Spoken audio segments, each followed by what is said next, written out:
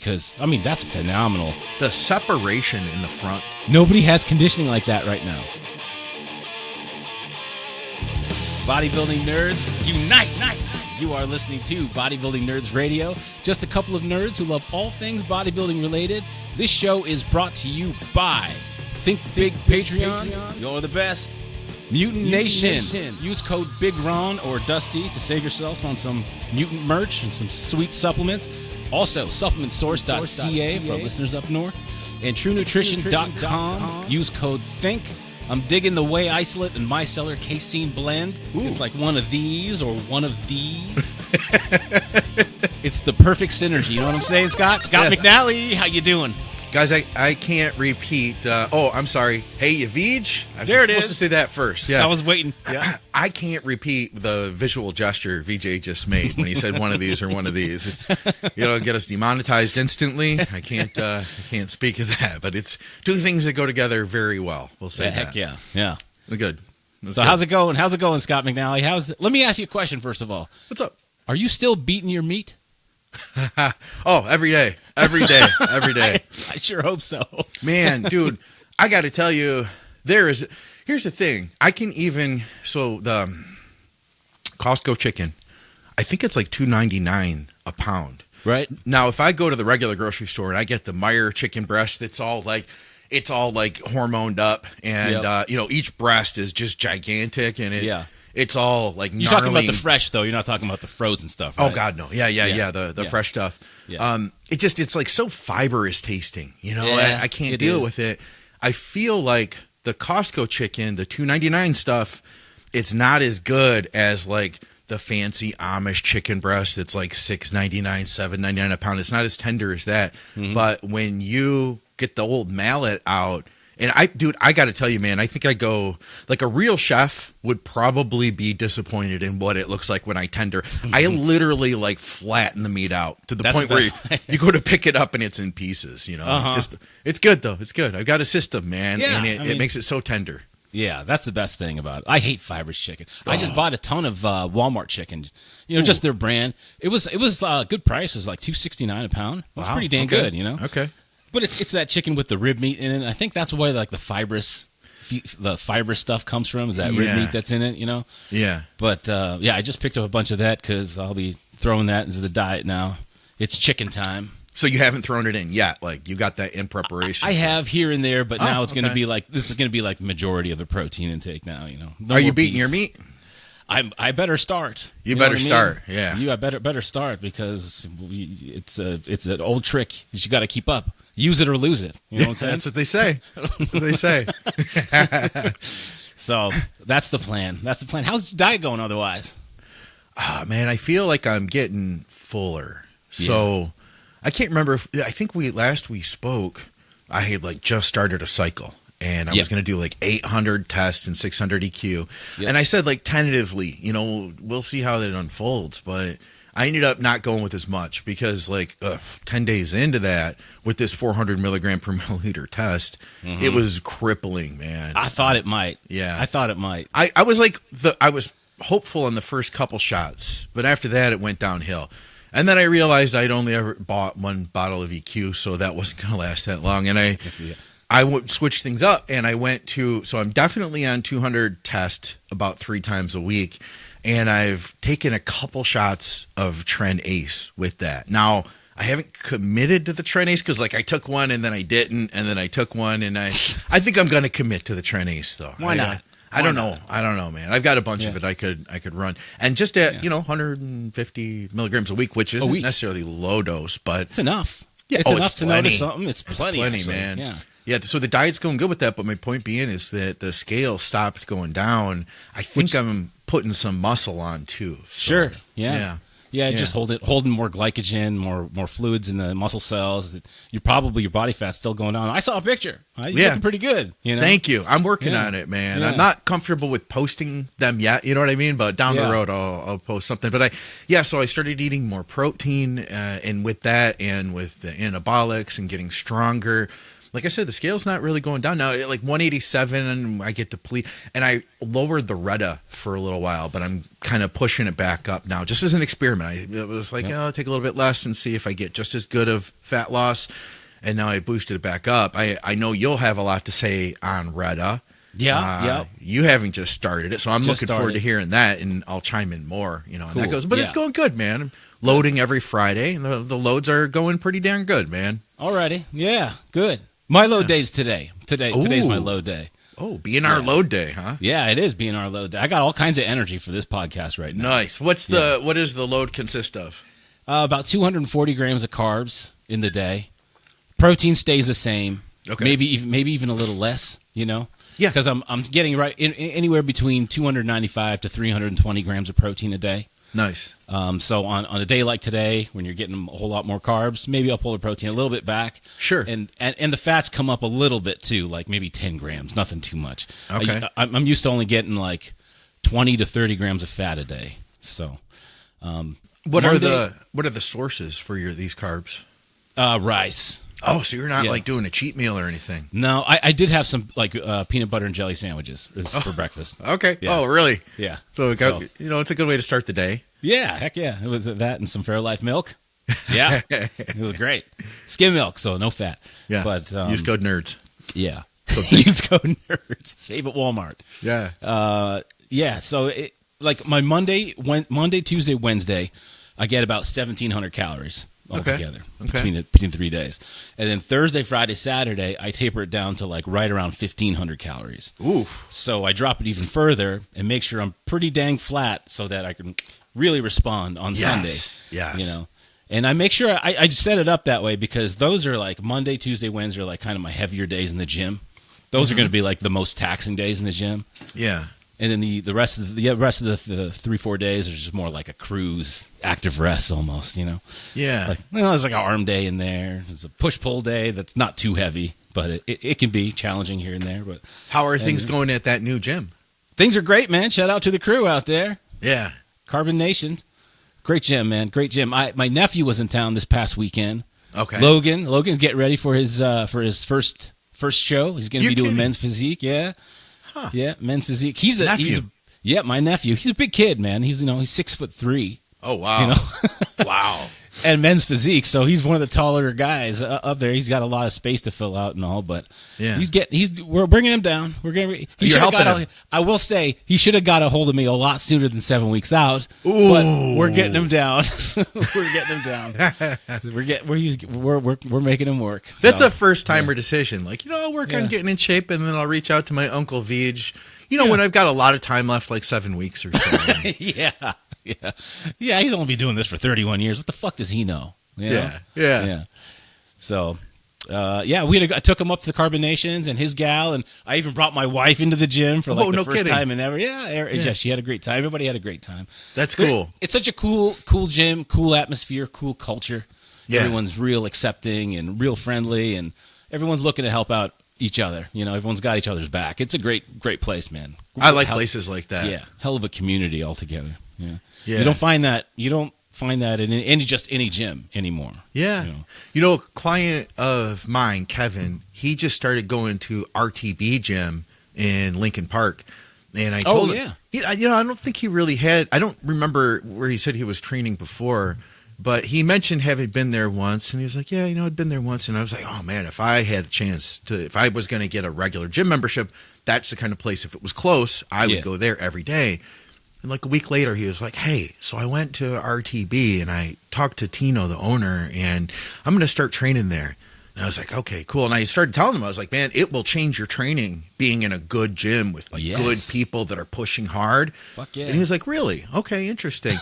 Next thing I know, he messages me at like 6 p.m. one evening, and he's like, dude, I just got done training and the place was packed and the energy was awesome, man. I worked out so hard, That's some people like you and I, dude, we grew up. That's like the gyms we went to. Like everything was a powerhouse around here, or gyms like that.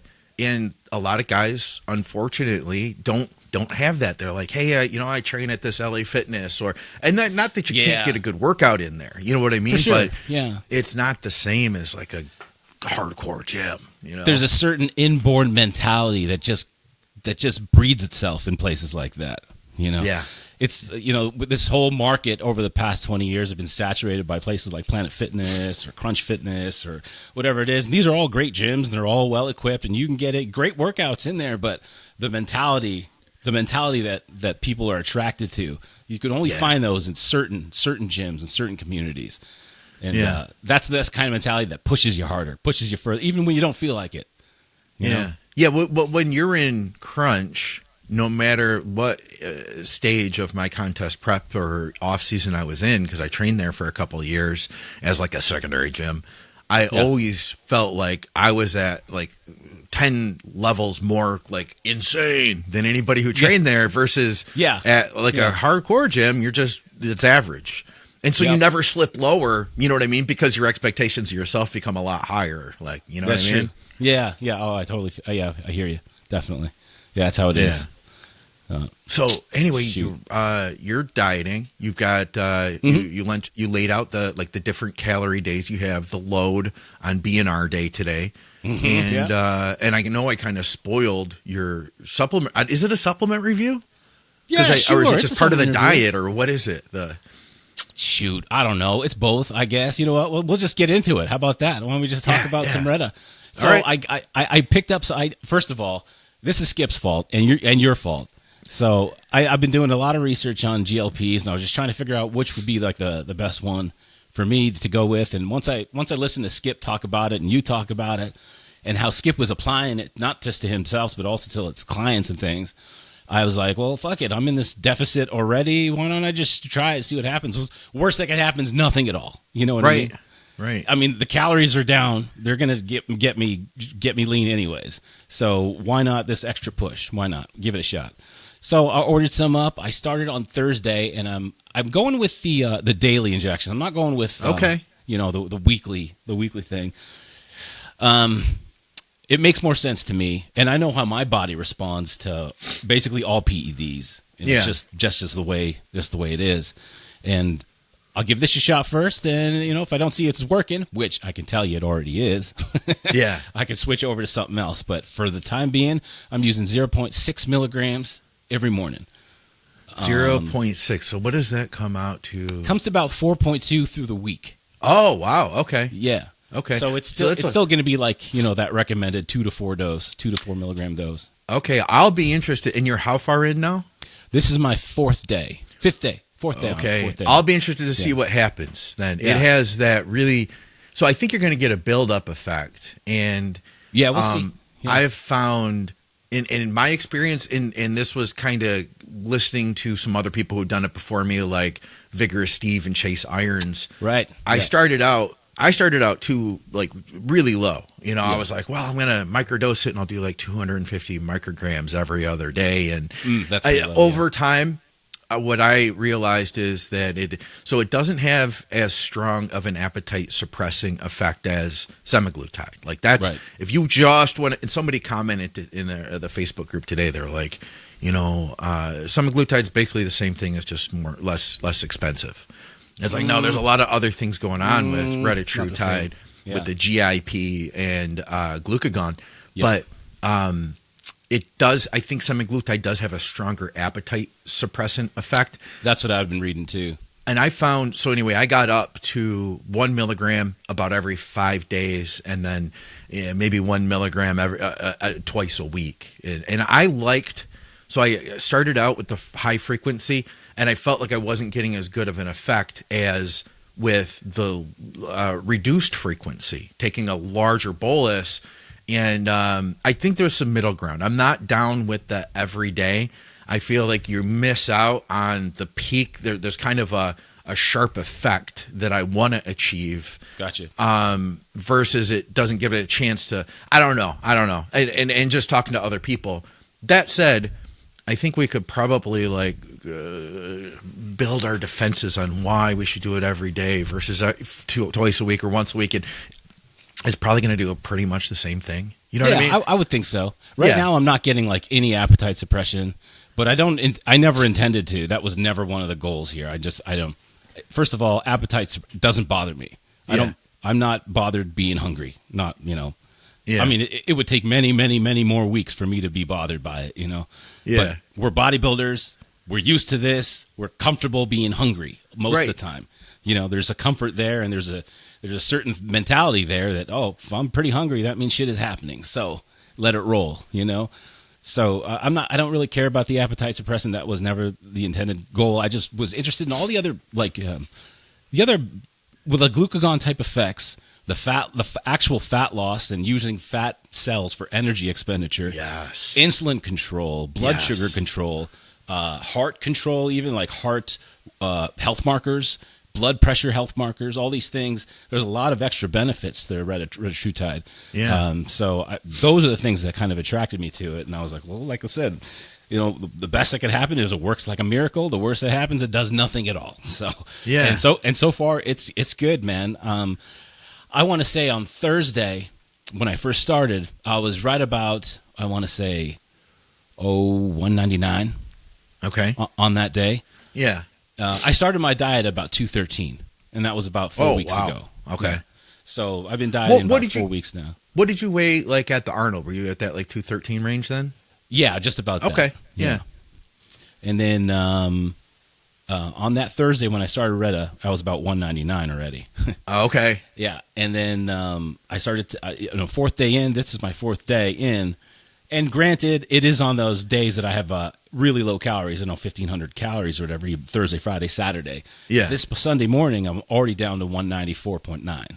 Oh, jeez. And I'm used to like quick drops in weight, especially with when you pull calories that hard. I'm used to that. But this is something a little different.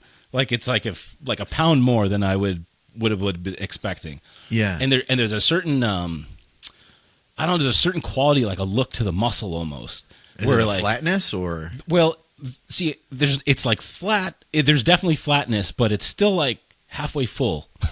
Okay. Yeah, it's the best way I can explain it. Because I'm used to being really flat. Unlike things like metformin flatten me out like a day or two. You know, there's a difference between metformin flatness and Retatrutide flatness for me at this point. Like I still have like semi-round pecs and semi-round delts and arms and stuff. Yeah. On metformin, everything was flat. I was like a pancake. You know? Yeah. So within 4 days at 0.6 milligrams a day, it's been doing something for sure. I'm excited to keep rolling with it and see how it goes. I'll check my weight tomorrow because today is a low day. We'll see how it goes. I know how you responded on your low day. It was kind of tough for you to fill out, wasn't it? And that's now I'm going to warn you too, because you're dosing it at twice as much as me. I started at that low microdosing stuff, and then I went up to. It's still a low dose. Still call it probably a microdose at, about a little under 2 milligrams a week, considering that it's, researched at 4, 8, and 12. Yeah. But just from everybody I've talked to, I don't think that we need that much. Like we're talking people with major health issues, people with like major obesity and stuff like that. Yeah, that's and true. They're not eating the way we are or exercising the way we are. Yeah. I think a little goes a long way. So I am a little concerned for you that if you're here, because it took about 2 weeks to really kind of get the buildup of of whatever dose I'm on. So if you're only 4 days in, like that's going to keep compounding for the next couple weeks. So 3 weeks from now, I think that your experience, it will be different than it is right now. Yeah. Talking to Keith from Parabolic, because I said, listen, man, and one of the reasons I mentioned I kind of pulled it back for a little while, even at 2 milligrams, I felt like I was having a difficulty in filling out when I loaded. Yeah. And I was like, man, this is just 2 milligrams. And he said, for the people that he's, consulted with, which is, he says being that he's the company owner, he talks to a lot of people. He talks to, hundreds. He said, like 100, he said like 1 milligram or under is like a good maintenance dose to be able to grow. But he was like, man, above that, it's hard to gain muscle on anything more than that, he felt, And I could kind of see where he's coming from because, I struggled to fill back out. But now I'm doing good. By the way, I found a great bakery in Belleville, man, that we went to. Oh, my God. That's what we did for Friday. My load day. Is that where you got that cherry pie from? So no, the cherry pie I got from the grocery store. Oh, okay. And then we went to this bakery that Victoria found. And they had like all these homemade treats. And I bought this. My God. It was like a giant chocolate cupcake, and it had this like cream frosting on the inside. It was like, it had a big cherry on the top, and then that like this just slight cherry cream frosting in the center that was frozen. Oh my God, it was so good. I spent like $15-20 on all these different treats, but I had already gotten the pie, so then I ate the cupcake and gave the rest to my mom. But yeah, it took a lot to load. That's my point. That's my point of the story. Yeah. Yeah. I mean, that's a lot of calories to load on. You know what I mean? Like a whole cherry pie. Shit. Yeah. We did. And that's been what's working. So yeah, cherry pie, a little bit of insulin, and then one meal too. Like I did a burger and fries this week. Gotcha. So yeah. And all this is experimentation for me. The second that I find that I am getting so flat that I can't refill, on a daily, for me, those daily shots, it's easy for me to just pull it back. True. You know what I mean? Skip a few days or something, Yeah. you know? Yeah. It'll be really easy to manage that way. That's another mentality behind why I wanted to do dailies and why I use dailies for everything, really. I do think, though, because of the longer half-life, once you stop it, you might have a week, you know what I mean? 5 to 10 days, I think, before you get the relief. Yeah. Because it is just kind of building each day. But you're not going to add to it, you know? Right. Yeah. And once I know that it's having those effects on me, I can always adjust the diet too. You know what I mean? I just up the carbs a little bit too. Take time off of that, and it's easy to figure it out as long as you know the game. You know what you're doing. You know? Yeah. So do you feel dieted now? Like, are you like feeling like lower and stuff? Most of the week, yeah, I feel it, especially during training. Yeah. Yeah, like weights are heavy, and. Yeah, and then like recovery in between sets is like you're just digging deep. You're like, oh, God. So are the guys cracking the whip then when you're training? Because you said they push you along. Yeah, they do. They're like, it's your set. I'm like, I know. Just give me a minute. But yeah, they're good. They're good dudes. They know I'm not getting no carbs ever, so. Yeah. So they're good. They're good dudes, man. All of them are good dudes. How's training going otherwise? It's good, man. The intermittent trend program, I think, may have added a little strength this past week. How was pumps? Probably pumps are pretty decent then, huh? They're on and off, man. They're sometimes okay. Never post cherry pie pretty good, probably. Yeah. But then as the week goes on, they kind of fade. You know what I mean? Sure, that makes sense. Yeah. I feel like I was actually, like, training's good. I felt like I was maybe slacking on my cardio a little bit because I didn't have a set plan where it's not like I'm just doing, 45, like my coach just telling me to do 45. I'm just like, you know what? I trained really hard. I did 20 minutes of cardio before I trained, and now I'll do another 30. I've kind of done that kind of thing around. Like, I just noticed, though, last week, I'll be honest, man, I unintentionally erred on the side of less on more days than not. You know what I mean? Okay. So I'm going to bump that back up this week. Bump it back up. Yeah, try to drive a little harder. Sure.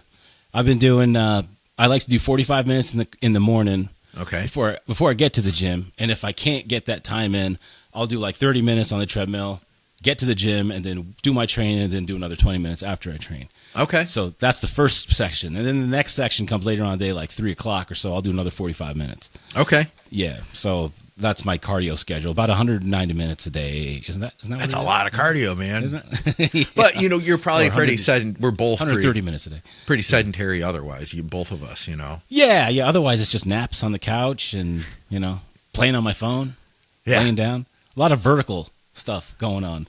Yeah. Horizontal stuff going on. So, but otherwise, training's good. Pumps are tough to get now, seems like. Oh, yeah. But that's just the way it is. I'm trying to get ready I've got 3 weeks left because my wife is getting these pictures taken for us. Okay. For our anniversary. Yep. Our 15-year anniversary. Holy cow. And so she wants some nice pictures, and she has a website she wants to put them onto and nice. do marketing with too. But she was like, I want you mostly naked for it. And I was like, oh, great. Wait, what kind of website is this? We should have told me that 12 weeks ago. Is this an OnlyFans? Yeah. What is this? I didn't know you had one of those. So I wanted to be in good shape for that. So that's what all this dieting is for anyway. But once this is over, once we get those pictures taken, and I've had some McDonald's and we're good, I'm gonna keep going. I'm like things are clicking and I'm just not ready to stop, you know? Yeah. Once I feel like I'm getting burnt out and I just hit a right now I'm just starting to hit that magic pocket. You know what I'm talking about? Yep. Well, I know about the magic pocket. I can feel it coming, man. I can feel it coming on. Like I'm about to hit it. And this Retatrutide is definitely helping me get there a whole lot faster. Nice. Seems like. This makes a lot more sense to me now. Like, you know, initially my thought was like, when you were telling me how much you're taking, and obviously I kind of said it too, it felt like it was a little high. It's a little much. I was like, I got an end goal, man. You got 4 weeks to go. Now I see where you're coming from, where you're like, you're trying to push hard for these. And it is kind of, you know, what's nice to have those kind of, those goals to set, you know what I mean? Like, little micro goals. I remember you talking about that years ago on Bodybuilding Nerds, that you were going to get in shape by, I think it was the Arnold Classic, or no, it was the Geared Up Gathering. You were planning on flying out to that. Yeah. And you really dieted, and you worked with Shelby, and you got into good shape. And I remember Adam commenting. You remember Adam McVeigh was like, "Oh yeah, why would you want to diet down going to an event where you're like keeping your clothes on? You're only going to look smaller, you know?" But I think I get it in like retirement from competitive bodybuilding. It makes sense because you get a chance to. It gives you a reason. You know what I mean? If somebody says like, "Oh, we're going on vacation and I want to be in good shape for that," it's not that they. It's not that they are like. Their end goal is that I'm doing everything in the world so that I can have abs on vacation and be the best guy by the pool. More so, it's like gives you the motivation to set that date, right? Yeah. And you want to feel your best. You want to look your best, you know? Yeah. It's just the way it is. Yeah. Goal setting. Goal setting is very good. Very good for your self-confidence. You know, it's very good for, achieving those goals is what builds the best kind of self-confidence in yourself, you know? Yeah. And a goal like that, it's short term. So it's not like, okay, this is for the rest of your life or until you get to your condition. It's like, no, you've got 3 weeks. You know what I mean? And then after that, it'll be something else. Yeah, it's not high commitment either. You know what I mean? It's not like I got to step on stage in 8 weeks or whatever. You know, it's very different. Yeah. Comes with a lot more stress and a lot more science and shit. But this is good. This will be good. But once I get past that, I think I'm going to go for another 8 weeks or so. It's summertime, anyways. Why not? What the hell? You know? Yeah, it'd be good. As long as my training isn't being affected and like my weights don't like the reps are going to go down a little bit. I know that. Just body weight wise, that's just what happens with me. But as long as the strength doesn't plummet too bad, I'll just keep going, man. I don't see why not. Yeah. You know? Yeah, I say go for it, man. I'm going to keep dieting too. I don't think I'm going to drop too much more on the scale than about 190 now. I think that I'm stuck around here. I mean, I think I'd have to push pretty damn hard, like remove carbs again in order to drop down harder, but I am recomping now, and I am getting in better shape. So. Yeah, that's the best. You're close. You're probably right there in the magic pocket. Then you know what I mean. Oh yeah. Once you hit that weight where you're just like you really got to dig to go way past it. Yeah. Or you could add a couple of cheeseburgers and stay the same weight. You know what I mean? And then you look better too. That's right. That's the magic pocket. You know. Yeah. And then the weights go up too, and your body starts recomping. It's a great place to be. So I'll end up being about 190 also by the time we get these pictures done. Yeah. I'm gonna do a full like Wednesday, Thursday carb up, Friday, Saturday dry out, you know, and then Sunday pictures. Yeah, I'm doing it. That'll be fun, man. That'll be fun. I'm trying to say, I mean, your face, it does look a little. Definitely your face is a little bit. Not quite there yet, but I bet you in another. It'll get there. I'll give you 10 days from what I'm seeing right now because it is leaner than it was. 10 more days. That's what I give you. All right. You're gonna get the suck. It's got to be picture ready. Yeah. Yeah. Got to have more cheekbones sticking out. Exactly. You know? Yeah. So. All right, man. You know, we don't have any shout-outs from the show. What? So people didn't ask for shout-outs this week. They just don't fucking care, I guess. Well, I'll tell you what, though. If you do want a shout-out, we'll put a link in the description, and you guys could just, if you want a shout-out on the show, just comment. Just comment on down YouTube. below. Yep. Comment, like, subscribe, share. All that stuff. Yes. All that stuff. But definitely do comment. Oh, and also listener questions. If you have any listener questions for the show, just let us know in the comments below. We'll happy to hit those for the next show. Yeah. Yeah. Speaking of which, we have a couple of questions here. We do. Don't we? We do. Yeah. Do you have one on your end over there? I do. One of the listeners from the last show was talking about, I must have been talking about, getting along with GH, and I haven't found the right rhythm, and it's been many years since I've tried to figure out the right rhythm for myself. Yeah. And he chimed in on the comment section. I can't remember who this listener is. I apologize who you are, but he was saying that he has similar problems as I do. Oh, yeah. Yeah, I in regards that. to getting gynecomastia type symptoms or whatever it is. It's just he doesn't seem to get along with it. And I answered him on the thread, and I said, what I've been doing is just I kind of just go 8 to 10 weeks as far as I can take it. And once those symptoms start to get too bad, I just pull it right back out, take another 8 to 10 weeks off or more, and then go back on. It's really a cycling thing. I got to cycle the HGH altogether. Yeah. But what I found is that I think I've just given up altogether on GH. Yeah. Oh, yeah. Yeah. You know what? It's not going to be the end of the world if you give up on GH. You know what I mean? No. I mean, listen, some people are cut out for it. Some people are really cut out for it. Right. And just some people are not cut out for it at all. It's just, it is what it is. And I've been in this game a long time and tried a lot of different stuff, a lot of different protocols. And in the end, you got to figure out what works for you, what doesn't work for you. And as bad as I want GH to work for me, it just comes with too much baggage, and just... Yeah. The pumps are great. The anti-aging stuff is great. The nice skin, that's great. The pumps, the mass and the strength that I can put on with GH is unmatched. There's no anabolics for me that matches the strength output that I can get from GH.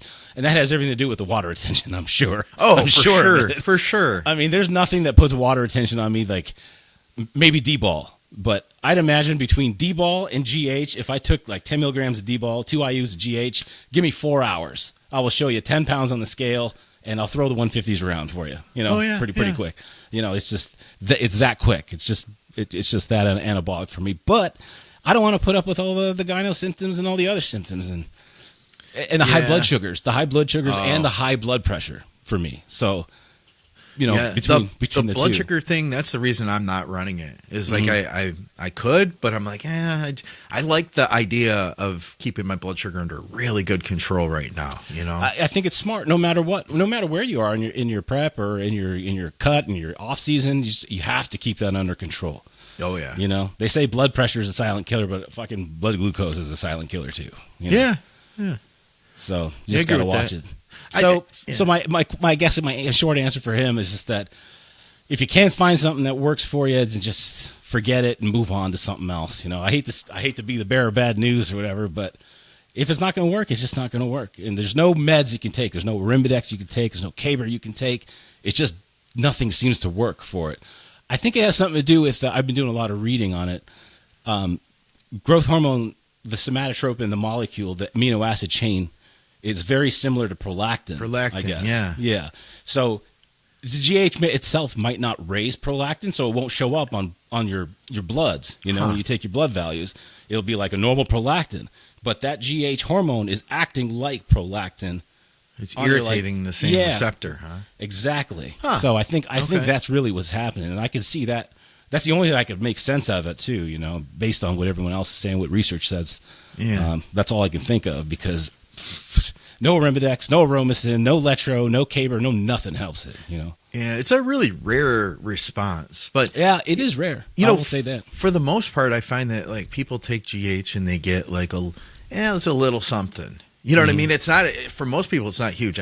I have worked with people who just they have a super ability to just shuttle fluid to the right storage. You know what I mean? Yeah, I've seen it. I got a couple of friends at the gym, same way. I'm just I don't know how you guys fuck you guys. And it's go for it then. For you, oh, yeah. It's a game changer, That's a great response. That's a response you could hope for. And then I've seen people that blow up on fluid, but it's just everywhere. UC Suma had gotten some Pharma GH, and we had been using what we knew was decent generics at a low dose, and then he got this Pharma stuff, and it just bloated him out of control. All of a sudden, I was like, dude, I can't even tell if you're dieting, if we're losing fat, or gaining it, or gaining muscle. I don't even know what's happening anymore because there's no detail anywhere.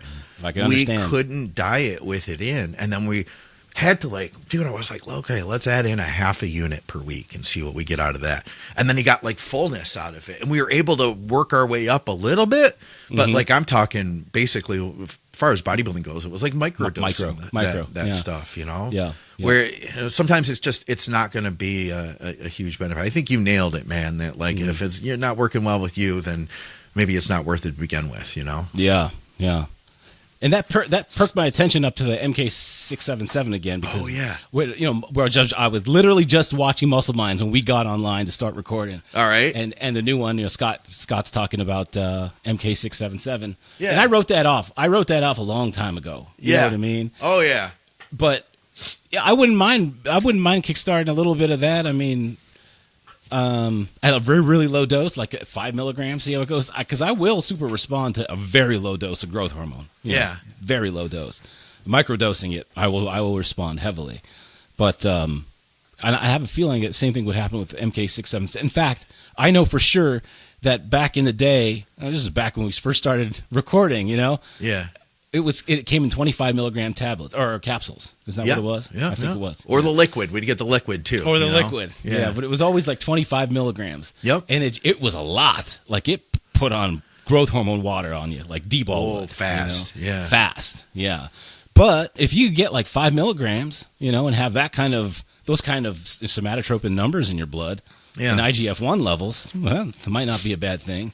And maybe that won't directly irritate the gynecomastia issues either, Yeah. Maybe. It was interesting. So that research, at least, and, who knows what the truth really is, that was only the study Scott was looking at and found. It showed that people who were obese had a better response than people who were healthy, non-GH deficient. People who were healthy, non-GH deficient stood the least to gain from MK677, gotcha. Which is going to be the majority of our listeners. You know what I mean? Yeah.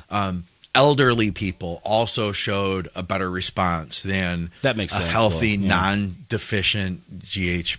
And then also, too, they were showing some people would get results in the start, and then a week later it was back down, so there might be a benefit to pulsing it, which is something we never really would have thought of, back in 2015 or whatever, when we used it before. I do like the sleep you can get from it. I wonder, so listening to that podcast, one of the things I thought of was well, what if you only dosed it a couple times a week? You have a really hard leg day and then you take it that night. You have a really hard back day and you take it that night. Would there be any benefit to getting that additional sleep, getting, some additional fluid? Maybe would there be better recovery from those extra high bursts of GH? I don't know. Yeah. No, that's something to think about. I would say so, especially guys our age, Yeah. So. Yeah. Although from what I've heard people say, MK is always notorious to be even worse on blood sugar than growth hormone. Yeah, see, that's what I got to worry about too. Fuck, I hate that. I don't want that. It's the one thing I don't want. I don't need it. So much negative stuff happens with elevated blood sugars. You start getting fatter, just out of nowhere, insulin resistant. You don't even really know what's happening unless you're testing that shit. Right? Yeah. Yeah. So got to be careful. Blood sugars, keep them under control. I got another one over here. Yeah, we got another one. All right. So it was kind of a question, and he kind of answered it himself, but I thought we could talk about it. He says, I feel like there's so many guys with legging arms now, and I think it's because they're doing push-pull legs or some other split that isn't arm-focused. Why did all the guys in the 70s have huge arms and chests? Because they prioritized them. Yeah, I would say so. What do you say? Yeah, they did have huge chests, didn't they? Yeah. Arnold looked like he was, if you really break his physique apart, I feel like it was all pec. You know what I mean? Pec and arms, pecs and biceps. Yeah. All those guys had huge pecs and biceps. If you look back in the 70s, man, not everybody had these cannonball delts like you have today. And they didn't, I don't know if they didn't directly train him or they just they trained him as an afterthought or whatever, but, or maybe the androgen load wasn't as high. I don't know.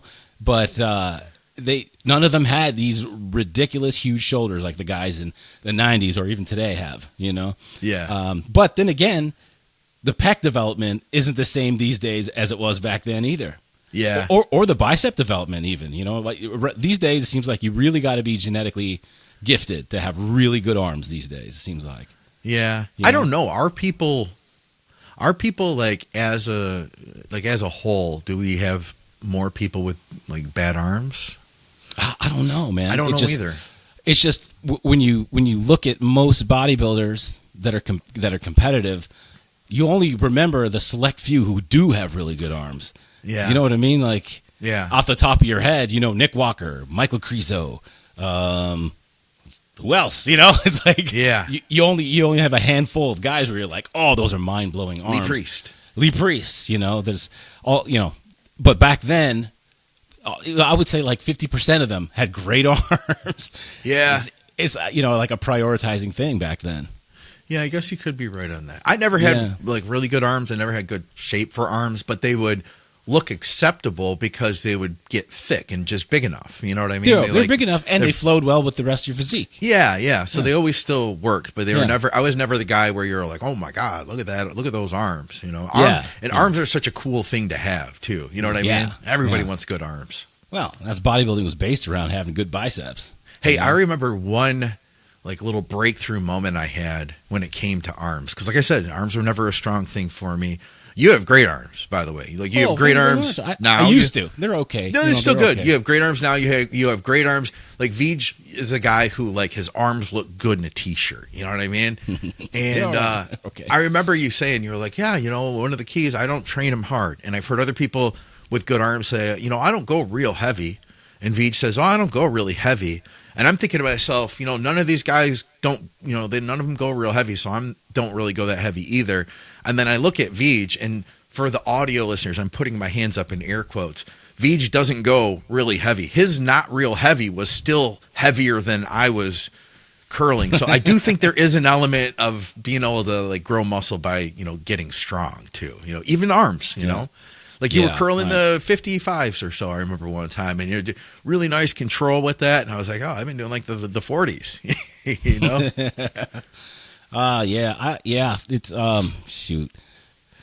I felt like there was a point definitely when I was training them really hard, training arms really hard, and they started to shrink up on me. I noticed. Oh yeah, yeah. So that's when I made the connection, like, oh, maybe I got to pull back a whole bunch. But then there was also a point where I started not training them at all, and just relied on like press day to do like, stimulate triceps, or back day would stimulate biceps enough, and I just wouldn't train arms anymore. Yeah. And I wouldn't say that they got smaller, but they didn't have the same pop, the same roundness, the same look as if I were to train them just once a week, Yeah.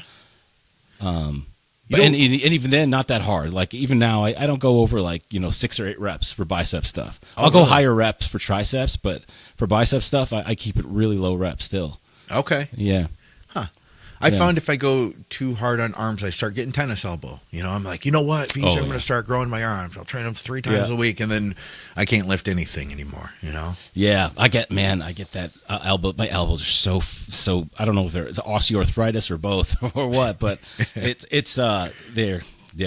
I can't do a lockout on anything. Oh, okay. You know what I mean? Yeah. That's like instant torture. Really? I got to rack the weight right away. Same, and for triceps, same way. Like I can only go push down so far. Yeah. I can't get like a very tight full contraction. I remember PJ Braun years ago said that if you can't get a lockout full contraction on like rope push downs or any push downs, he was like, you'll never grow your triceps. And anytime I train triceps now, that's all I ever think about. I hear those fucking words every time. I'm like, God damn it, every rep I can't get that full contraction. But and I have noticed that they have receded a little bit, but I'm also 46 fucking years old.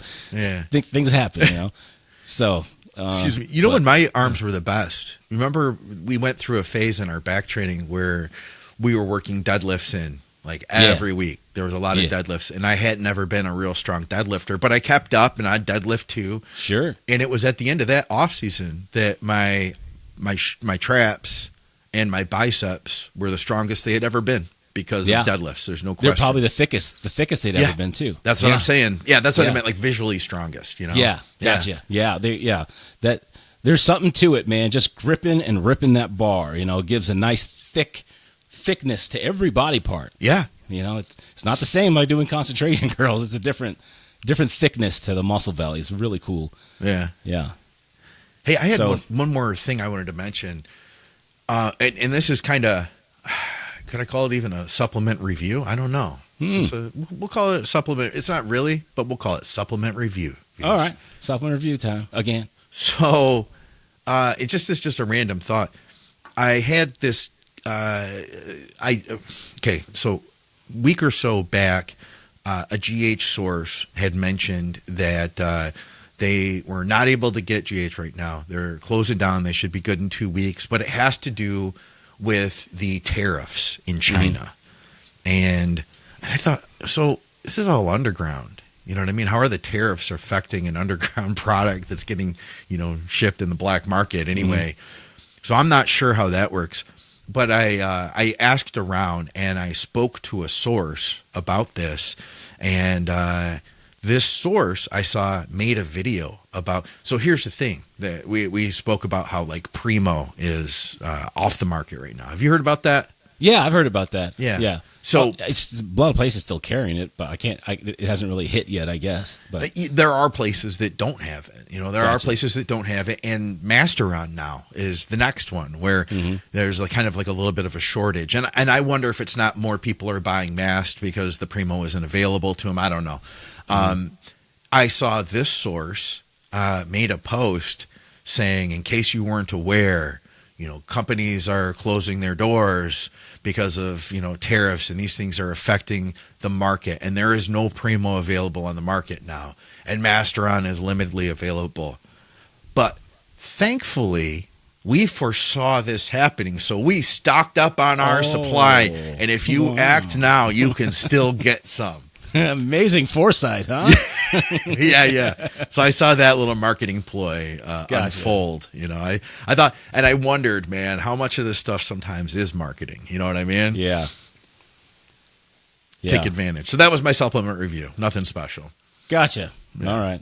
Maybe a supplement call out. Yeah. Well, you know what? They can get rid of the Primo altogether. I fucking hate Primo. Oh yeah, I hate it. So. We had people in the comments agree that it was very painful. Yeah, I just don't understand the point of it. I mean, I understand everyone's different, and you can, there's a lot of people that don't get any pain at all, which is just mind-boggling to me. Yeah, those are the same people that they can do test probe every day, and no problems at all. Yeah. It's an amazing thing. But man, when you take one of those Primo shots, I don't know how anyone can train that week. Yeah. I don't know how are you supposed to do anything. And imagine, can't deadlift, you can't squat, you can't leg press. It depends where you put it, I suppose. But still, it's like I can't train this side of my body. I had a Primo shot over here. Yeah, and imagine doing 7 of those a week, or 700 milligrams. Where do you put it all? It's not. It's ridiculous. So you know what? China can have it. Keep it. Keep the Primo. Yeah, China, you can keep it. Just you guys do it. We're gonna see some top level bodybuilders coming out of China now. Yeah. All right, man. What do you say we take a quick commercial break, and then when we get back, we've got some cool bodybuilding nerdy stuff to go over. Let's do it.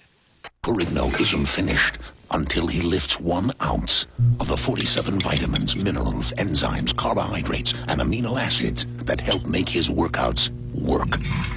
Dynamic Muscle Builder.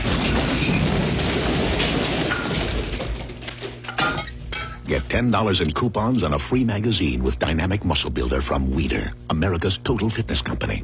They said no one could win 8 straight Olympias. And I said, watch me. I train harder, ate smarter, and use Twin Lab supplements. Here's the latest from the greatest. Mass Fuel from Twin Lab. I helped develop Mass Fuel, so you know it's totally awesome. Get my Mass Fuel drinks and bars, all my complete Mass Fuel kit, and show the world what you can do. And we are back from commercial break, and we got some cool stuff to talk about. We're going to talk about some of the guys doing the Pittsburgh Pro in a couple of weeks here because they are looking phenomenal, and this show is going to be just crazy, like Olympia level crazy, right? But first, we have a couple of other videos.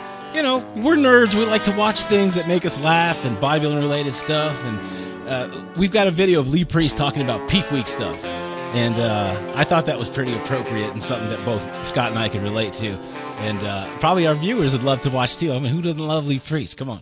So let's go ahead and roll that video here. I got no this. I can't think straight. I don't even know how I got to the gym driving here. I can't remember. Why go low on carbs, you fucking idiots?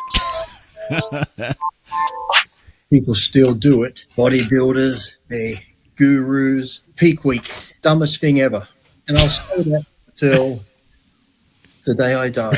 Why do peak week? How many times do we see it on Instagram, Facebook?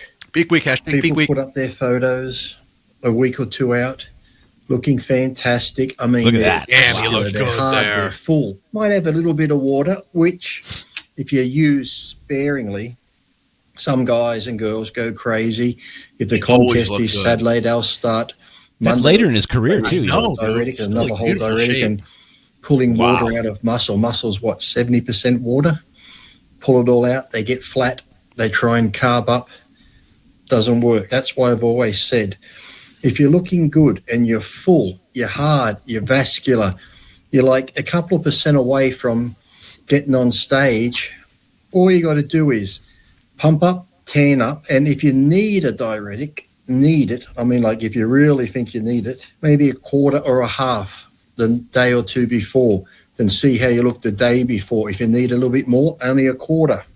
Because you got to remember, you might have a film of water, a tiny bit, but when you pump up, that water's going to go into the muscle. And even if you were a little bit flat sometimes, but you're harder, you're going to look bigger on stage. Yeah. Too many guys and their gurus think, I've been dieting 15 weeks. So you're doing a 16-week diet, 15 weeks, eating the same food, training, cardio, taking drugs.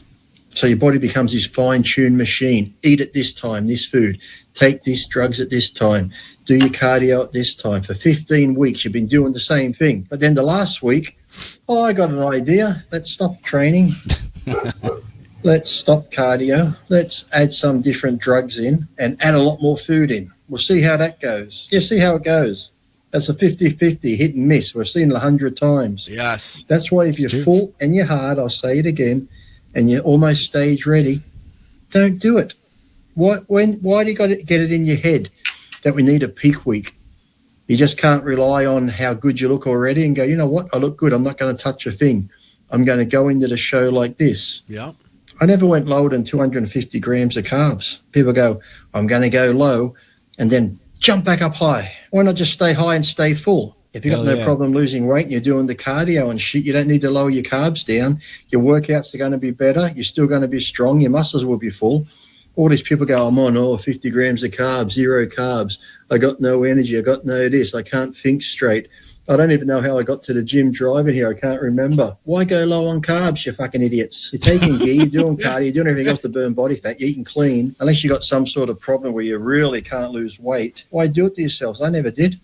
That's why I never had the carb up. I did carbing up once, and it was hit and miss. I looked okay, but I looked way better when I just stayed on the same diet. My diet from week 1 to week 16 is the same. I only change, like I said, the last week, slowly cut my water out, not completely. The last day or two before a show, I'm still having a liter or a little bit more, just sipping on it. And then I pump up and tan up. I don't go, wait a minute, I'm going to deplete on this, and then the next 3 days eat up. Some people do salt. They add lots of salt to meat and do it. It's like there are so many weird things, hocus pocus, I call it, that people try and do the last week. Yeah. Get out of your head, people. You don't need that. That's why, like I said, we see so many people looking fantastic. 2 weeks out, we see their photos. They walk on stage and we all sit there like, what happened? Yeah. You know what happened. You overthink it. You try and do too much. Just as you say, trust in the process. That's pretty cool, you look huh? good a week or two out, trust in that. Don't do your hocus pocus bullshit because, like I said, it's 50-50. And a lot of times it goes more wrong than right. So when you get ready for a show, train hard, I like those dumbbell diet scans. hard, cardio hard. Yeah, the whole take your contraption supplements and do whatever. Yeah. And that last week, if you're looking good, as they say, if it ain't broke, don't try and fix it. So like I say, train smart, train hard. Don't overthink it. Forget peak weeks. Every those week, are sweet, just man. do the same thing. Very cool. And I Where even you find train those? up until It's so the day simple, before. too. If the show's Saturday, Friday, I still go to the gym and just do a light thing because, like I said, my body's used to it and I can't sit still anyway. I'm not just going to lay around a hotel room. I just go really light, but move the blood around. So mentally, I'm still doing stuff. Yeah. That's why when I'm competing, I'll be at an expo. I don't want to sit in my room overthinking shit. So people, this is your worst enemy when you're getting ready for a show. Control that. Like that. I like that, man. Yeah. It's good. It's good advice. I thought so too. Like, yeah. You know, he comes off as Lee Priest, but everything he says is true. I agree with all of it. If as long as all things, you know, not all people are the same. You know, all bodies are a little bit different. Yeah. Some people might need a little tweaking here and there, but for the most part, if you are looking that really good all the way through, then don't you change nothing. What are you changing for? Yeah. Hey, you know what I didn't even realize we were doing? I went live to the live channel. We are live right now. Get out of here. Swear to God, yeah. I usually do go live to the live channel. I just didn't turn. I did initially, and then it got turned back on or something. So I just looked, and I was like, we got a bunch of comments. What the hell? Are we live? Like, have we been live this whole time? We've been live this whole time.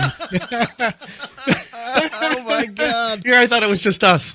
Here, I part of me feels embarrassed, but at the same time, I'm like, but we're doing the same thing we would have done anyway, right? Exactly. Yeah. We do a little bit editing here, a little bit editing there. Yeah. And then, you know, put out a nice product. But hey, we're live, so fuck it. We'll keep going. I don't know if he's still with us, but George UK is with us, and there's another George and Tanya Miller and Trent. Hey. Yeah, we've got a bunch of people. All right. Couple of bodybuilding nerds cast members. That's great. Yeah, that's fantastic, man. Anyway, so I like that. That said, with Lee Priest, he's got a good point on everything he says, right? He really does. Yeah, it's true. It's almost like he's so oversimplifies it. But I feel like for Lee Priest, it probably was all pretty easy. Do you know what I mean? Like, that's the thing. Like when you're a genetic mutant, like he is, like you just go in the gym and you lift. Like his whole concept is like you just go in the gym and you lift weights and you get bigger. What's so fucking hot about it? And then you just lose some fat and you win the entire country's show and all that. You know, you become a pro 3 times basically, but they won't give you cards. You're too young, so you do it again. You win every show you do. So what? Yeah, exactly. You dumb cunts. Exactly. There is that part of Lee, you know. Yeah, but he's right. You know what I really like the part about what he was like. You know, if you're training every day and you're used to training every day, don't stop training. You know, I think metabolically that makes 1,000% sense too. You know, you slow things way too down. You metabolically slow the nutrition down, your absorption down, all these things, all those processes that you've been on key with for 16 weeks in a row. You know, you take that away just for what? Potentially polishing a turd, you know? Yeah. What for? Yeah. It's, you know, go work out, go train. You don't got to train hard. Nobody says you got to train hard, but you should do something. There's the stress too, I think, that messes people up. So not everybody, you know what I mean? But like that last week, even if you don't change anything, I've seen people that like they get real cagey and things just like they start holding more water and they aren't digesting things the same, and then they kind of get locked up on themselves. You know what I mean? Sure. And the key too is like be relaxed, and I think that's a benefit too to doing more shows. Like a lot of guys do more shows now. You know, years ago we used to just do one, and everything depended on that 1 hour or that one day. Right. But now guys are like, oh, and then after this, I'm going to do another one in 3 weeks, and then I'm going to do nationals, and then after that, there's another show. You know? Yeah. I mean, you learn so much. Why not go for it? Yeah. You're already in shape. What the hell? Yeah. Hey, you got a fan, by the way. Hey, Trent. He says, hi, Trent. The guy in the red beanie is so hot. Get out of here. That's what he says. He says, wow. That smile is so cute. And then he adds, and great muscles too. Hey, I like him. Did we just become best friends, Trent? And he had one more comment a little while later. He said, his laugh is so hot and that physique is insane. I'm sure that he could get any guy he wanted. So there's that. Wow.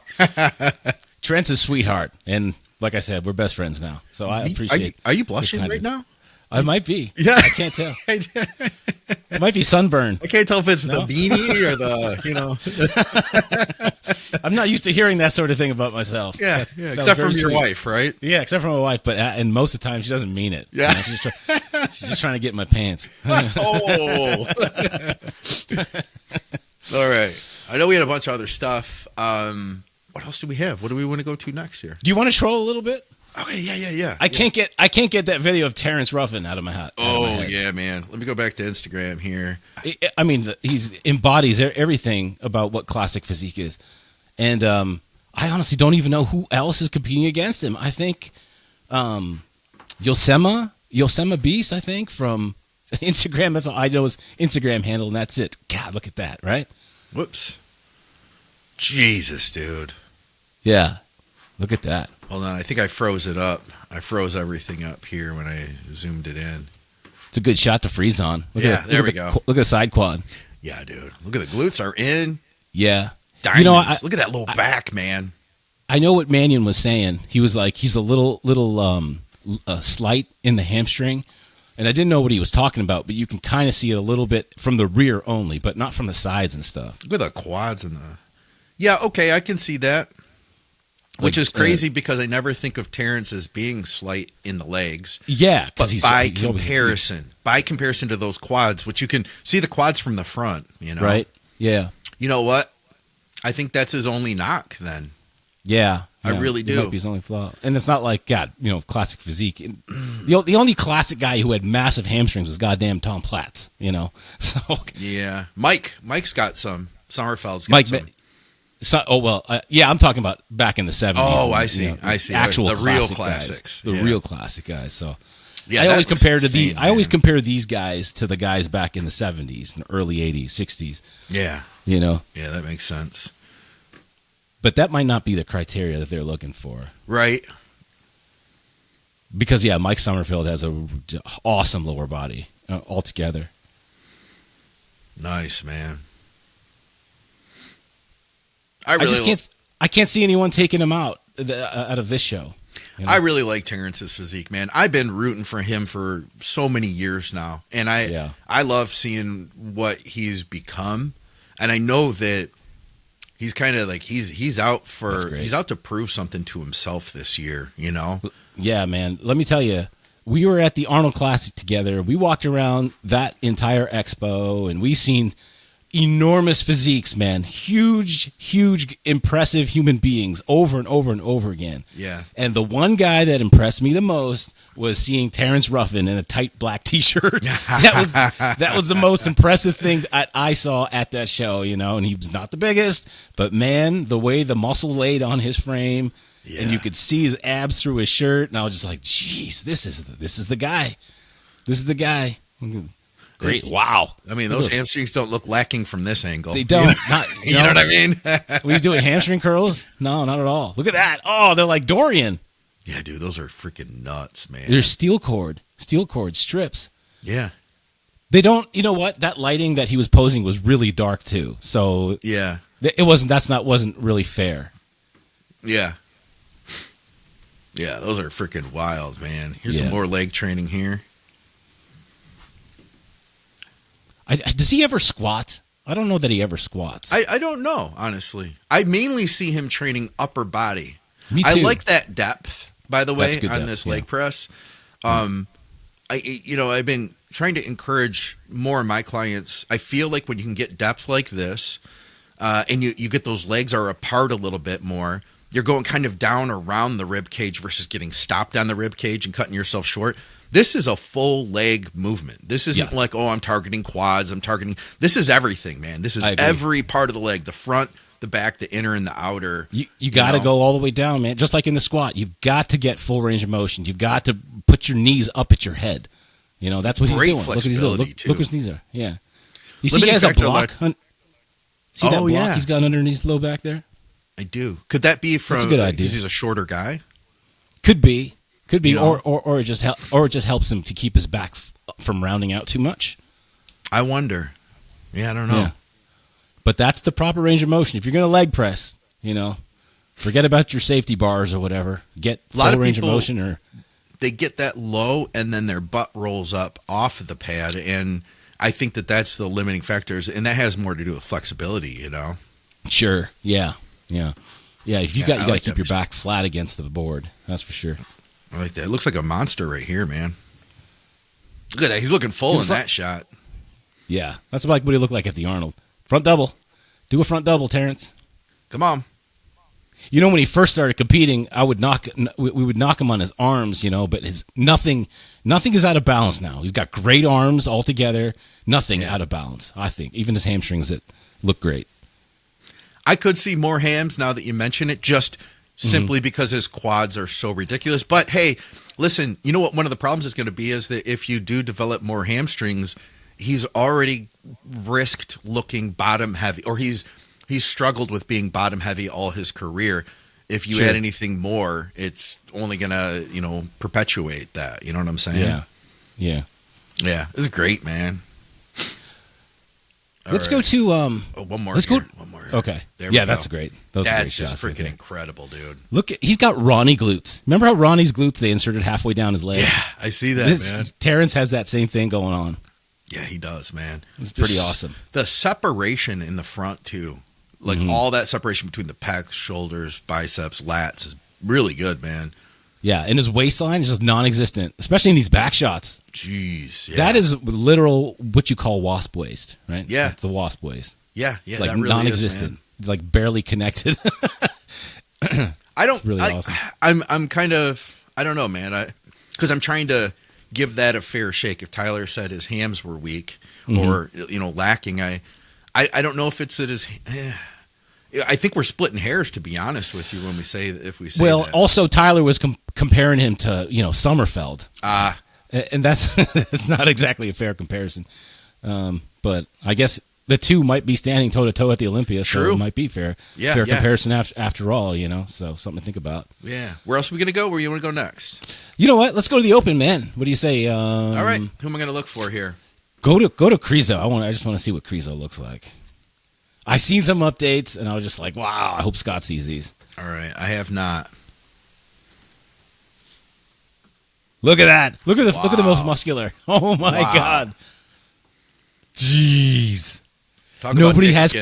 Nobody has conditioning like that right now. Nobody. That's incredible, man. Not Nick Walker, not Derek, not nobody. I mean, and we're still 2 weeks out, Yeah. George Farah is doing a great job with him, by the way. Yeah, that's like old school conditioning right there. You know what I mean? Yeah. Heck yeah. And he's not flat. I mean, he might be flat for Krizo at this point, but he's not flat looking at all. You know what cracks me up, man, is I remember my shoulder having this kind of vascularity, and I remember trying to do a lateral delt shot, and my delt was just covered in all these veins. I was like, holy shit, normally when I'm fat, I don't see all of these. Now I got to dodge them, Yeah, you're probably just like, no wonder I'm always bleeding over here. Exactly, man, exactly. Yeah, he's incredible looking, man. And just his shape, too. Jeez, look at this most muscular. Wild.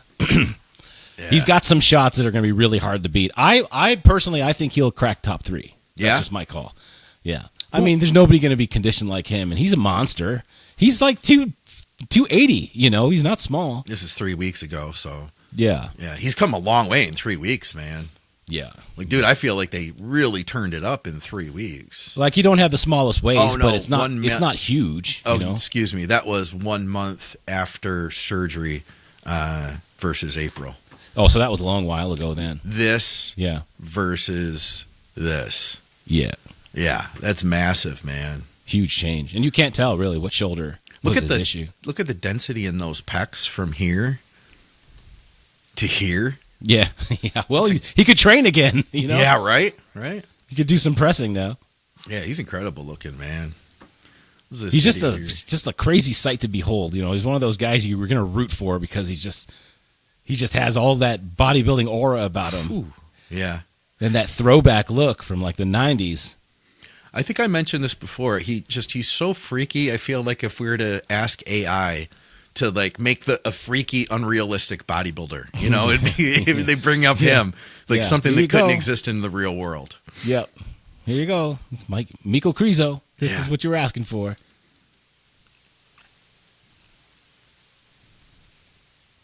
What is Nabia? I see a lot of guys overseas. I don't know, man. I was wondering the same thing. I thought you might know. No, I've been curious. I don't know if it's a clothing brand or if it's a they make equipment out there or something or what. Yeah, I don't know. It looks cool, doesn't it? Like it does. They know something we don't know. I don't know. I'm a little jealous because a lot of their tank tops are pretty cool looking too. And they say that Nabia. Maybe one of our live listeners knows what Nabi is. Yeah, or people in the comments on YouTube in general. There you go. Maybe you guys tell us. They will know. You know what I'm saying? Yeah. Very nice. Let me see what else he's got in here. Oh, look at that. That's pretty old school contraption right there. Yeah, it looks. Is that a Smith? Cool. I think it is, man. Where's the weights go? Up top like that, or? Oh wow! Really? I don't know. I'm confused. Huh. This is definitely a European machine. You know what I mean? Yeah, it looks Western Bloc for sure. Yeah. Or Eastern. Oh yeah, dude. Look at that. The weights are up top. Dude. It is. I want to try this. I like that. No, we put weights on top, not the side. Put it on top, it's heavier. It's space saving, for Eastern Bloc gyms that don't have a lot of space, Yeah, there's no ends on the bar. Look at that. Right. That is so weird. Really cool, though. I would love to try one of those. But why do we load? The only reason we load the outside Smith bars, is because, on the ends is because that's what we're used to with the traditional bar, right? In fact, this makes way more sense. And I guarantee it. I bet it's heavier. I mean, the entire bar contraption with the weight thing on it has got to be 50 pounds or more on its own. Yeah. It's like, like the sled and when you're doing leg presses, that thing on its own is decently heavy. Yeah. They got some cool equipment out there in the Western Bloc. Eastern Bloc. Yes. Yeah. I like that. Multicolored. They have good AKs out there, too, in the Eastern Bloc. They do. Yeah, they do. Bulgaria and Romania. They make the best AK stuff out there. Oh, yeah. I've got a CZP09 from out there. From the Czech Republic, huh? Yeah. Eastern Bloc. That's one of my favorites. It's double action. CZ is a great brand. I love that thing, man. I haven't shot it in a while, but I will definitely be shooting it now. I have the CZ Scorpion. Yes. We should go shoot our CZs for Krizo. He might not care at all. It has nothing to do, with... But we're like, it's from your area of the world. We support you and your businesses out there. Yeah.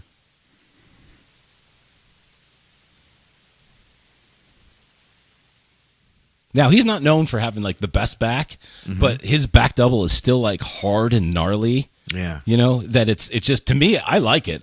Even though it's not like Derek Lunsford back or anything. Yeah. But his back double is, I like that kind of astonishing still because he's got those giant arms and huge delts and everything is shredded, peeled condition. Yeah. I like that gym altogether. That's a cool looking place. Yeah, I got to try that Smith. Well, I don't know where they get that thing from. You'll have to make a trip. Maybe it's a Nabia product. Yeah, maybe it is. I'm not sure if this is 315 or if those yellow plates are different or they all weigh different. Yeah. Do they? Yeah. Oh, nice control. It looks like a Smith machine with the control he has in that. It was a very nice press. Good form. All different colored weights, different. One might be 90 pounds. One might be 35. Got one more here.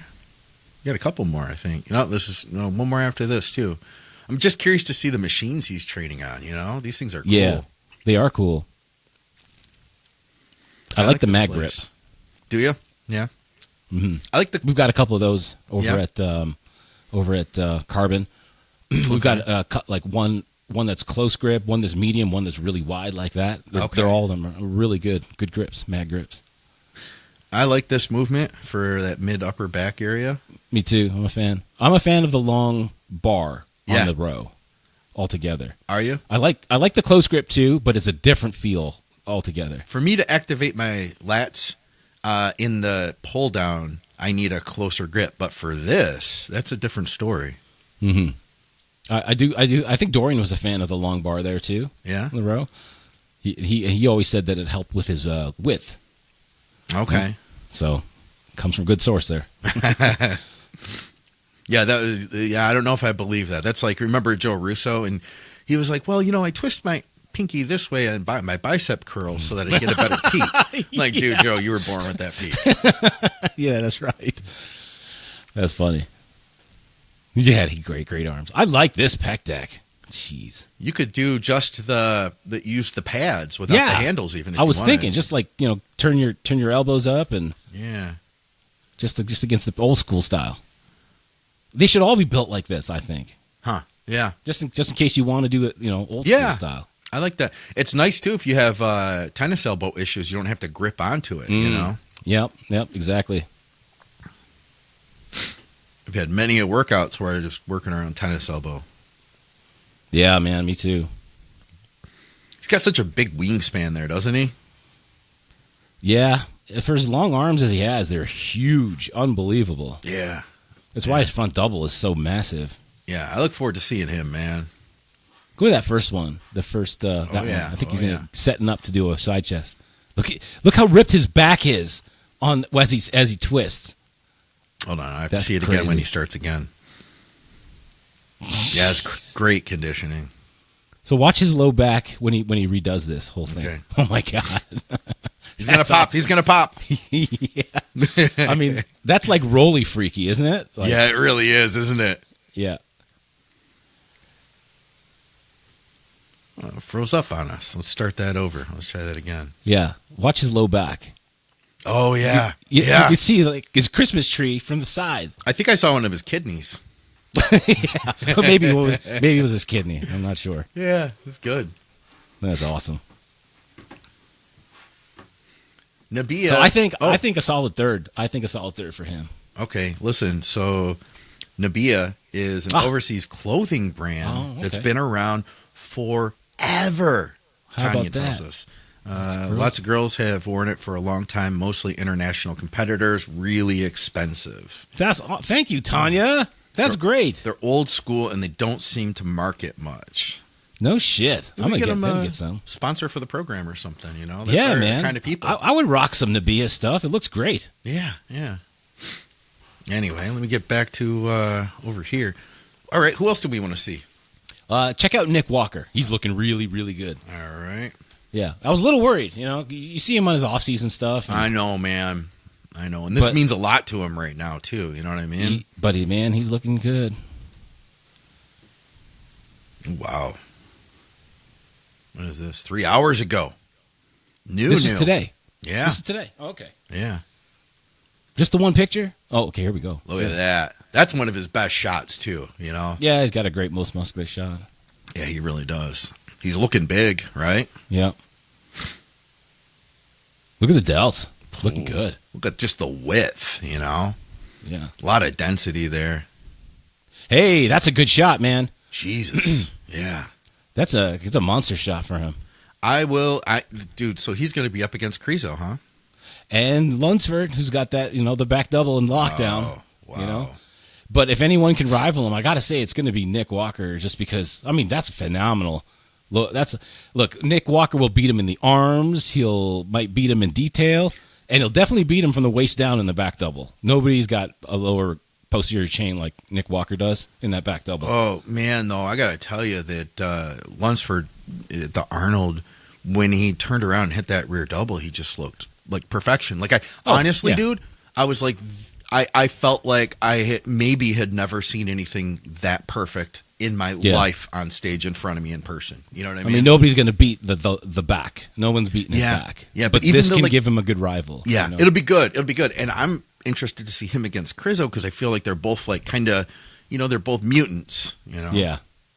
They ought to bring Krizo and Nick Walker out just as and just make them do front biceps and shots. Measure their necks. I want to see them measure their necks because measure the arms and the necks. Yes, who's got the thickest neck? Whoever has the biggest arm measurement gets $50,000. Yes. Let's see Nick do some leg training here. What's he got going on? I'm not a fan of this. Me neither, man. Me neither. Linear hack, is that what they call it? I can't get comfortable. Just watching this makes my knees hurt.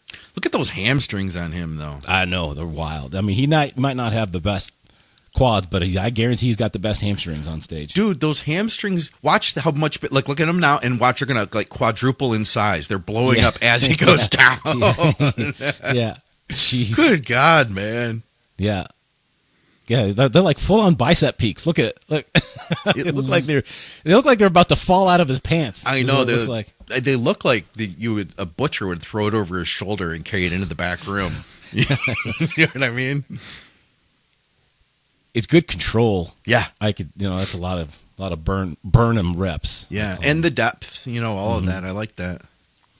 Nick's always about, really taking it slow, controlling things, which is, I think, smart for him. It works good for him. And even he's got, he's doing the same thing like we're talking about with Terrence, opening those legs up, getting around the rib cage. Yeah, making sure you get the depth. Yeah, it's Isratel's really into that. I think as weird of a guy as he is he should be. I think that he's onto something with that, his training ideas. No, I agree with him. I agree with that 1,000%. You gotta sink your squats, just like you gotta sink your hacks. You gotta sink everything. Everything needs full depth. Yeah, it's good. Oh, we got an actual posing trunk shot here. Oh yeah, this is the one. These are the ones I saw on Even Fitness, Even Bodybuilding. Hey guys. Even here? Yeah. I call him Ivan. That's the American in me, I guess. Ivan, he doesn't like that. He doesn't? He's like, I don't like that. No, it's the way I say the words. I can't help it. It's even the way it's written. It's written out with an I. You would just think, you look at Italian. It's Italian food, Yeah, Italian. Yeah, he looks good, man.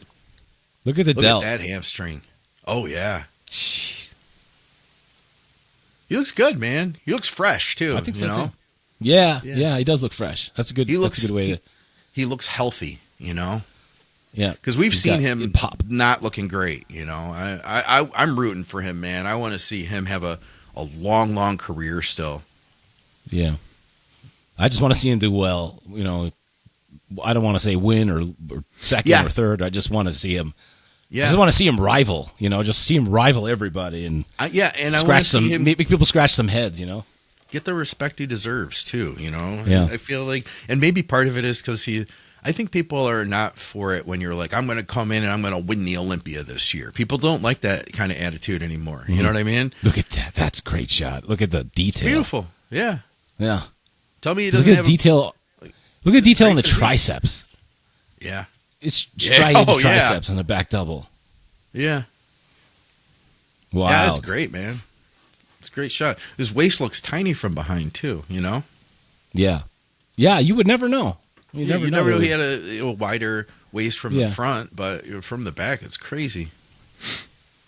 A lot of leg training here. Look at these wheels here, man. They're pretty good. Engorged with blood. Yeah, I was about to say. They're pumped up. They don't look like when there's no separation, they're just pumped up. Yeah, I wonder what one of those legs weighs. 275. Yes, that's. I don't. I like the way your math said. He's 500 pounds, guys. Each leg 275. Yeah. I picture rowing it, like doing rows of 275s. Yeah, this is Nick Walker's leg right now. Yeah. How long ago was this one? This was from 2 weeks ago. He got into shape like pretty quickly there within the last 4 weeks. Oh yeah, he sure did. I want to see that rear double here. It's pretty good there too. It is, but you can see like that mid back and stuff. Like all this is dried out now. And the glutes and the hip area. Yes, it's all sucked in now. Yeah, looks good. Go to Derek real quick because we just been blown away with Krizo and Nick Walker. Yeah, and I don't think Derek is as as impressive this far out. Yeah, it's just the way it is. He's going to show up. Aceto will whip him into shape. Of course. Just as crazy as he was at the Arnold, but he does leading up photos aren't nearly as good, Okay. I clicked on this video first. I wanted to see this leg extension. What brand is that, I wonder? I don't know. I bet you Tanya Miller knows. Yeah, she does. Resident expert. Yes, resident expert. We need you. Clothing and equipment.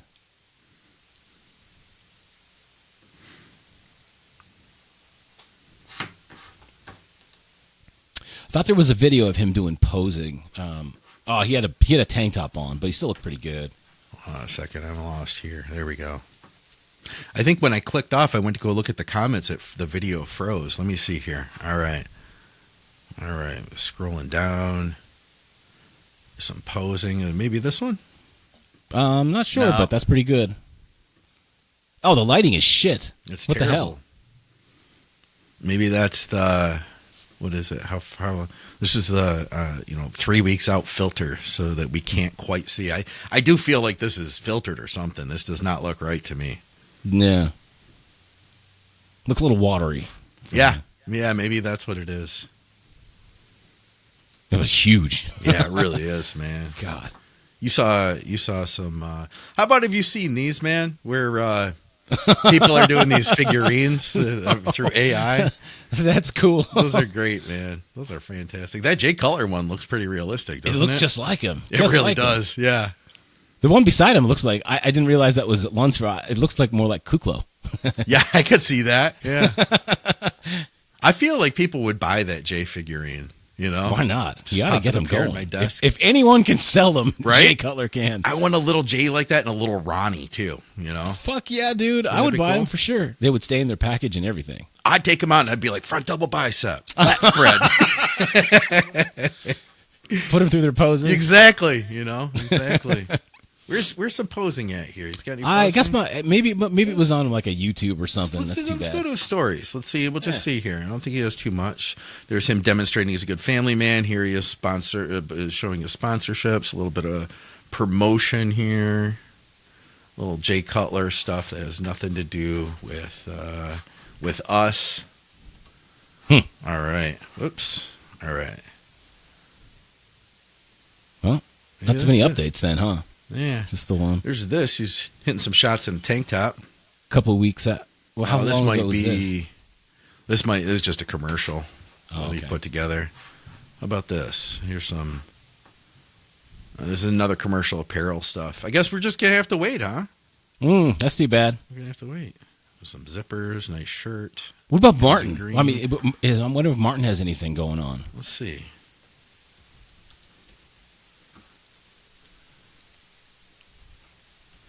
Martin Fitzwater. No, nothing going on. He's doing a lot of. Here's 8 weeks out, but that was a long time ago already. Yeah, you know? It's still pretty good though. 8 weeks out. Yeah. This 2 weeks ago. It's gonna be fun to see how he stacks up against everybody. You know. Yeah. Yeah, it's a different Fitzwater when he's peeled and he's ready to go. Yeah, it really is. And I feel like he's coming in with a lot of a lot of confidence this year. Sure. Too, you know? Yeah. I mean, he's only done well since he had his breakout year last year. Yeah. It'll be good, man, because we'll watch Good Vito, we'll watch him, we'll watch Krizo and Bonnock all in that second call out is going to be so crazy. Yeah, jeez. I mean, shit, that could be first call out too. Who knows? Yeah. Yeah, it's gonna be fantastic, man. I'm looking forward to it. You're getting me pumped up because I hadn't looked at a lot of this stuff until we're looking at it right now, honestly. So, man, and you know what else is cool? It's like next weekend. Is it next weekend? Next weekend's the Pittsburgh Pro or the weekend after that? I can't remember. I think it's the week after. I think we have a couple weeks still. And then the week after that, the New York Pro. And then week after that, it's the Legion Pro or California Pro or something. It's like every weekend after these next 2 weeks, there's going to be a great show happening. Like every week for the next, couple months. It's pretty crazy. Yeah. Throughout the summer, anyhow. Yeah. Cool. That gives us a lot to talk about, too, on the podcast, Heck yeah. Yeah. On all the podcasts. That's what I'm saying, yeah. That's right. Yep. Yeah, Think Big Network on fire. What do you say we check out the Vince Gironda video? Oh, yeah. All right. Yeah. Give me now, it's a bit longer, but we can kind of like brush through it a little bit. But it's pretty... Now, Vince Gironda was pretty popular in the 50s and 60s, and he pretty much got muscled out because of Weider, You never heard about Vince Gironda. You never heard about his training. You never heard about his diet systems. You never heard about him as, a guru, and he was probably the original guru that there was, is Vince Gironda. And he never made it into the magazines because him and Weider just didn't get along. Is that what it was, huh? Yeah, he had his own way about stuff, his own way about training, and there was a whole group of guys that would follow Vince Gironda around and use his diets. Okay. And he worked with people from all over the country, you know? Yeah. All right. And I got to tell you, man, I watched this ahead of time, and he's way, way ahead of his time. Really? Way ahead of his time. All yeah. right. Let's see what he has to say. Yeah. I think Vince, people are not loud. aware that Vince's diets were not What's that? restricted to the It was loud. Oh, yeah.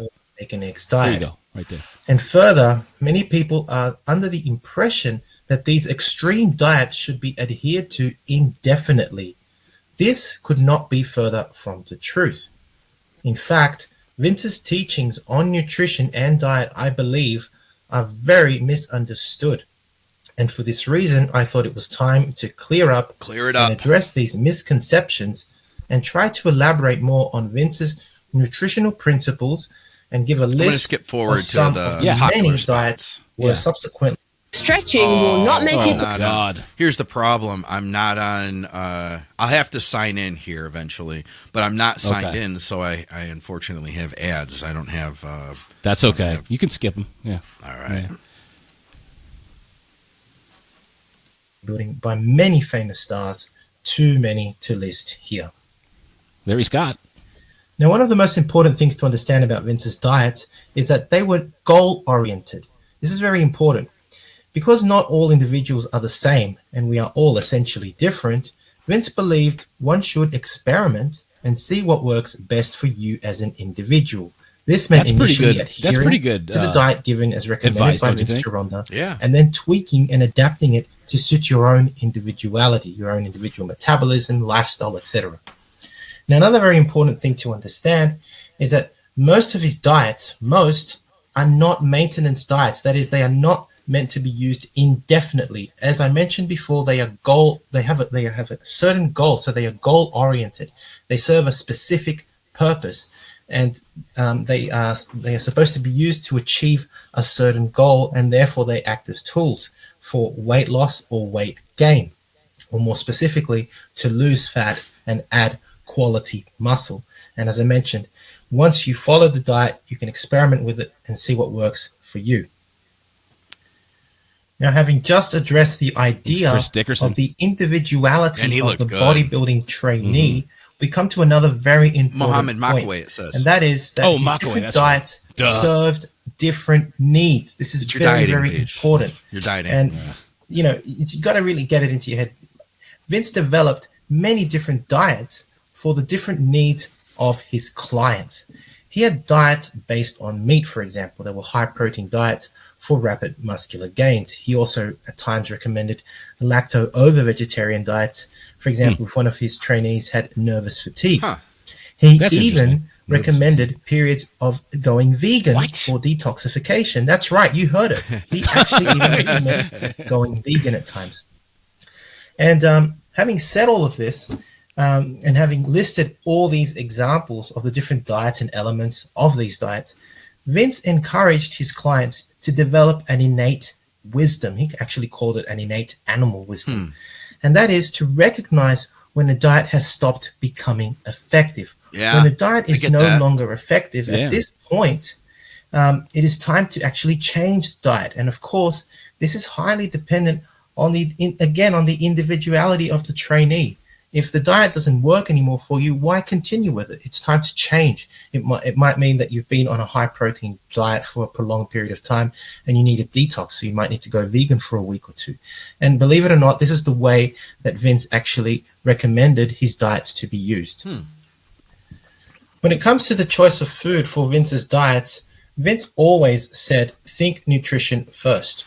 And having said that, he always recommended to remove, of course, junk food, except for your days when you would have maybe one cheat meal a week. Look at that. He even had cheat meals back then. Processed foods, and instead choose fresh fruit and vegetables, whole wheat grain products over refined products such as pasta and white bread, etc. High quality sourced animal protein, and even if you could stomach it, to drink raw milk, raw steak, and of course, raw eggs or Scott Stevenson has talked about eating raw meat. This, of course, all sounds very much. I'm all about raw eggs. Almost exactly the same, like the recommendations. I mean, rare, really rare. Yeah. So now we finally come to the list of Vince Gironda's many diets. And here we have a following list of diets that I've actually read up on in many of his publications. And I just want to talk about each. 36 eggs a day. And give you the elements of each. So we've got maximum definition the diet, maintenance diet. This out of all the diets that Vince recommended, probably is the only diet that he would actually say you can be on this diet year round. And it was a good balance of proteins, fats, and carbohydrates. And again, it was used for gradual muscular gains year round. Sure. Now, if you wanted to really up the muscle gains, he recommended several other more extreme diets. And I've already talked about one many times, and that is the 36 eggs a day diet, also known as the hormone precursor diet, which is high in protein. He also recommended this for whatever high kind of gains. other hormones you get by doing that diet today. The reason he believed it worked so well was just similar to the articles from the 1970s, the scientific research articles. It was shown to give a positive nitrogen balance and was very good at burning also fat. Tips here and of course, definition diet. This is the steak and eggs diet, right? It's famously called the steak and eggs diet, and there's many videos on YouTube on this particular diet. In short, this diet was for getting shredded, and you'll find it in one of my videos as well, called, I think it's the diets that Vince recommended for getting shredded. It's on my definition series of Vince videos. I can eat that every meal. Are you kidding? For Vince's gym. At the end of my ebook, I actually present the Eric Estrada diet. And the point is to not follow this particular diet at all. It just serves as an example. And he probably had diets for, Don Howarth, Larry Scott, and all the other people that were in his gym. Probably all kinds of stars. Because understand that Vince was a trainer that understood the individual needs of his clients. And that's the point. That's the point I'm trying to make. Although he had probably hundreds of diets, each had to be tweaked for the specific individual that he was training. This is very important to understand. I bet you that John Hansen and having said that, Vince Gironda. That's the whole point of this. He has. We should really understand he has. that Vince, although he recommended certain diets, it didn't necessarily have to be adhered to 100%, because as an individual, we all need to adapt things to suit us best. Vince used to call Arnold Fat Boy. All these different recipes, such as the power breakfast, power lunch, power dinners. All right, there's so many different things. Right? If you read his material, yeah, that's fine. You got the gist of it. You're going to be exhausted with all the possibilities. This is good, man. Yeah, it's impressive that there was that kind of information all the way back then. Yeah, I'd be curious to learn a little bit more about some of his specifics, because I haven't looked at the specifics. I've heard some of the stuff like, the all eggs diet, stuff like that, which is crazy. Yeah. But yeah. But I mean, he knew, like, hey, man, you need steak, you need eggs, you need egg whites, you need protein.